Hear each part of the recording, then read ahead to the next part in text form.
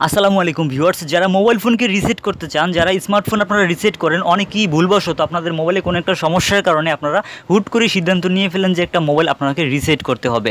আসলে মোবাইল ফোনটাকে রিসেট করার আগে আপনাকে একটা বিষয় জানতে হবে জিমেল অ্যাকাউন্টের। সেই বিষয়টা যদি আপনি না জানেন, সেই ক্ষেত্রে দেখা যায় যাদের জিমেল অ্যাকাউন্টের পাসওয়ার্ড মনে থাকে না, অনেক সময় কিন্তু আপনার মোবাইলটিকে আপনারা আনলক করতে পারেন না। অনেক সময় আপনাদেরকে এটা নিয়ে যেতে হয় কম্পিউটারের দোকানে, সেখানে নিয়ে গিয়ে তারা এফআরপি লকটাকে ছাড়িয়ে দেয়। এফআরপি লক ফর, যেটাকে এফআরপি লক ফর জিমেল অ্যাকাউন্টের লক। সো এই লকটা ছাড়াতেও প্রায় 1 থেকে 150 টাকা নিয়ে থাকে, অনেকের ক্ষেত্রে আবার 200-250 টাকাও কিন্তু নিয়ে যায়। দেখা যাচ্ছে অনেক কিছু কিছু মোবাইলে আবার এটা কিন্তু করাও যায় না। এফআরপি লক করতে গেলে অনেক প্রবলেমে পড়তে হয়, মোবাইল খুলতে হয়, অনেক ঝামেলার ব্যাপার স্যাপার আছে কিছু কিছু মোবাইলে। সো আপনার এই সমস্যাটা যাতে না হয়, আপনি কীভাবে এই সমস্যাটা ছাড়া আপনার মোবাইলটিকে ফ্যাক্টরি রিসেট করবেন, আজকের এই ভিডিওটা দেখলেই কিন্তু সহজেই বুঝতে পারবেন।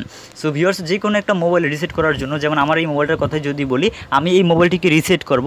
এই মোবাইলটিতে একটা সমস্যা পাওয়া গেছে, আর সমস্যাটা হচ্ছে আমি এই মোবাইল ফোনে কিন্তু গুগল প্লে স্টোর অ্যাপটিকে ইউজ করতে পারতেছি না। এই যে আমরা যখনই গুগল প্লে স্টোর অ্যাপে আসছি, তারপর আমাদেরকে কিন্তু এরকম অপশনে নিয়ে আসছে সার্ভার ইরর অপশন। এই যে এখানে দেখতে পাচ্ছেন আমাদেরকে কিন্তু প্লে স্টোর অ্যাপে ঢুকাচ্ছে না। আমাদের প্লে স্টোর অ্যাপের যে আপডেট ছিল, আপডেট কিন্তু চলে গেছে।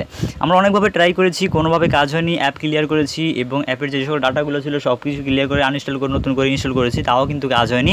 এখন আমরা সিদ্ধান্ত নিয়েছি যে মোবাইলটিকে রিসেট করব। রিসেট করে নেওয়ার পর আশা করছি এই মোবাইলটি ওকে হয়ে যাবে। সো আমরা এই মোবাইলটিকে রিসেট করার জন্য আমাদেরকে প্রথমে আমাদের মোবাইলে একটা জিমেল অ্যাকাউন্ট রয়েছে, যে জিমেল অ্যাকাউন্টটা আছে সেটাকে আমাদেরকে প্রথমে রিমুভ করতে হবে। রিমুভ করার জন্য এই যে এখানে সেটিংস অপশন দেখতে পাচ্ছি, সেটিং অপশনটিকে ওপেন করব।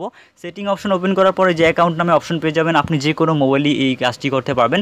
জাস্ট অ্যাকাউন্টস অপশনটির উপর একবার ক্লিক করবেন। অ্যাকাউন্টস অপশনটির উপরে ক্লিক করে দেওয়ার পর আপনারা এখানে দেখতে পাচ্ছেন গুগল নামে একটা অপশন এখানে দেওয়া রয়েছে। আপনারা নিশ্চয়ই গুগল অপশনটা পেয়ে যাবেন।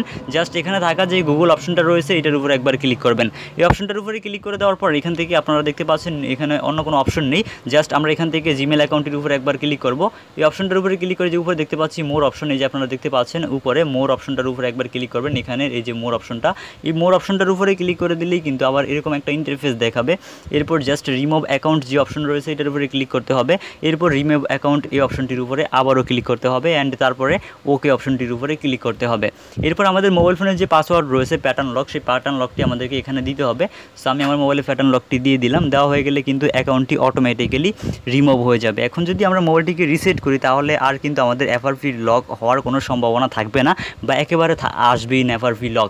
সো এফআরপি লক আপনারা কিন্তু এভাবে অবশ্যই রিমুভ করে নেবেন প্রথমে। তার কারণ হচ্ছে আপনি যদি মোবাইলটিকে রিসেট করে ফেলেন জিমেল অ্যাকাউন্ট সহকারে, সেই ক্ষেত্রে অবশ্যই আপনার মোবাইল ফোনের জিমেল অ্যাকাউন্টের পাসওয়ার্ডটি কিন্তু দিয়ে এটাকে ওপেন করতে হয়। অনেকের ক্ষেত্রে দেখা যাচ্ছে মোবাইলটি আপনার যে জিমেল ছিল সেই মোবাইলের জিমেল অ্যাকাউন্টের পাসওয়ার্ড মনে থাকে না, অনেকের অ্যাড্রেস মনে থাকে না।